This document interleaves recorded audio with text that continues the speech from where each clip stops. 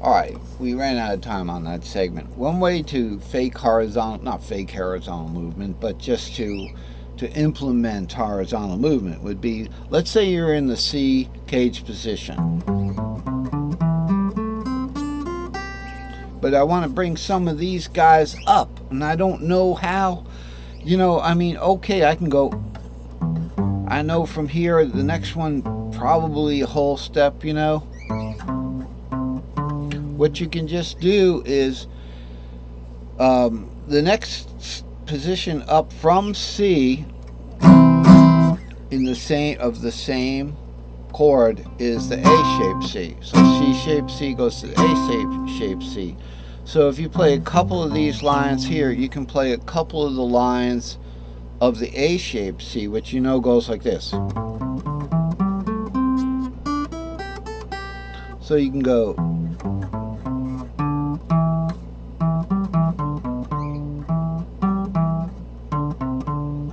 that one was wrong. That was wrong. Right.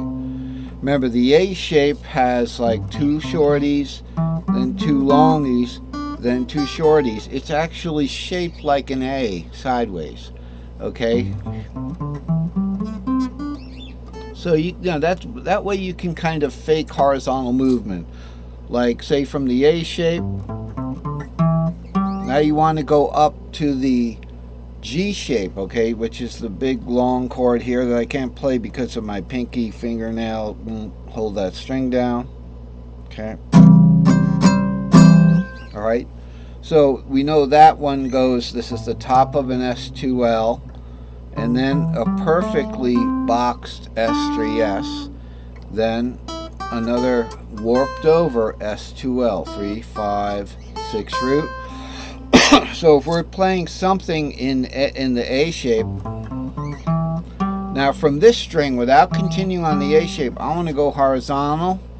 All I have to do is pick up where the G shape is there.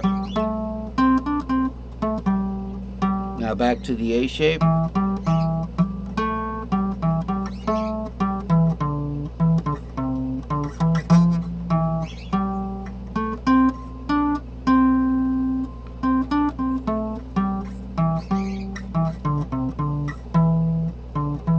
See how we can fake some horizontal movement there. But there's better ways.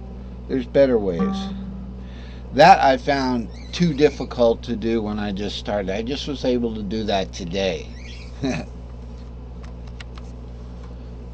So that horizontal movement thing really works. If you're in C, you've gone up the essentially the L part, the foot of the L part in the 7L, and you want to go to the next one without worrying about, is this an S3L right here.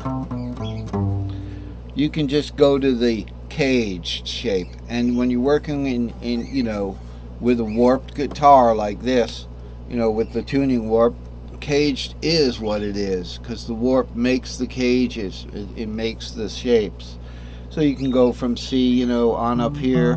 When you hit the warp though, up here's the top of an S3S. Alright, now pretty much next to that S3S is going to be an S2L, right? Is it? I don't know, maybe not.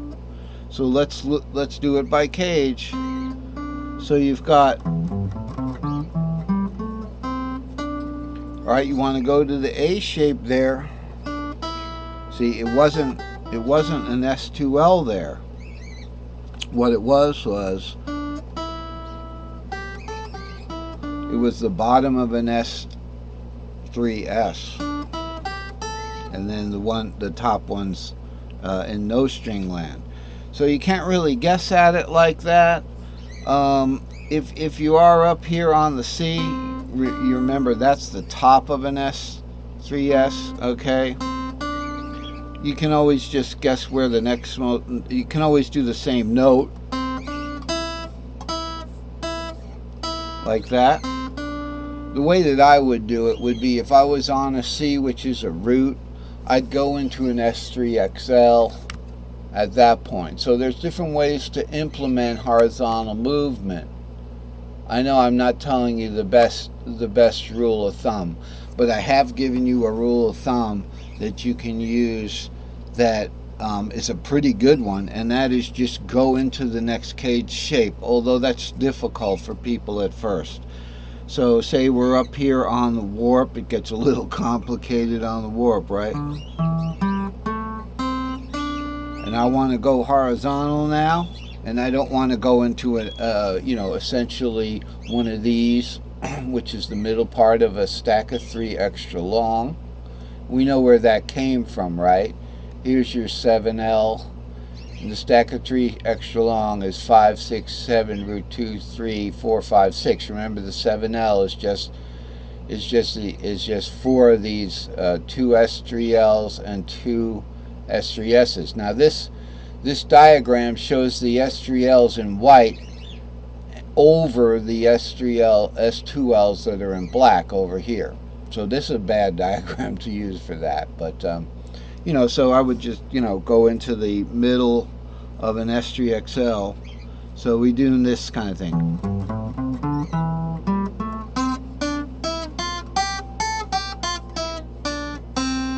Okay, that would get me a little bit horizontal. But if I want total freedom, I should go to the next cage up. So we're start the S3S. That's the top part of our C, or mostly the top part of our C pentatonic. Then into the A.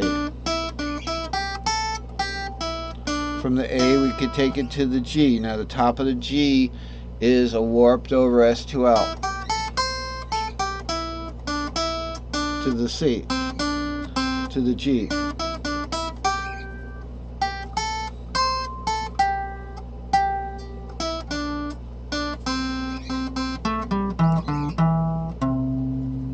Now into the A zone again, to the G,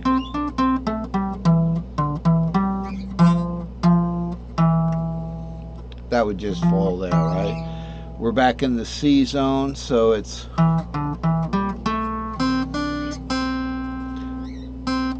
C back into the A zone. Okay, but I don't want to show off. I mean, it's that I couldn't do that. Believe me, this is the first day in my life I was able to do that without a problem. And it's only because I wanted to show you how to do that. And so that's the wonder of teaching. That's why teaching is so important. Okay? So looking at moving along in the charts here, and I'm going to look at the timer here. I have a little timer here that tells me how many minutes I have till the 10-minute.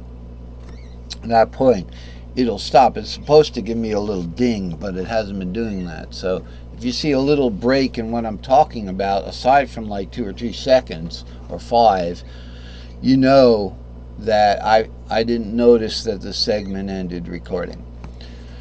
So again, the subject of this is horizontal movement, and we're going to move on from here because this is way back in chart 50, right? Best way to get rid of a zoom in is to just click. But before we do that, I just want to mention this barred pattern stack. Okay, the barred pattern stack is pretty much the pattern stack for caged pentatonic. So down here it starts on the 3, which is the C position, because E is the 3rd of C. So the low E note, is the 3rd of the root here. That would be your C would be up there on the C position, 1st position. Okay? And we just build from there. We start building these pentatonics from there. So this would be most of your C here, but this is going to warp over. 3 is going to warp over to make the C, right?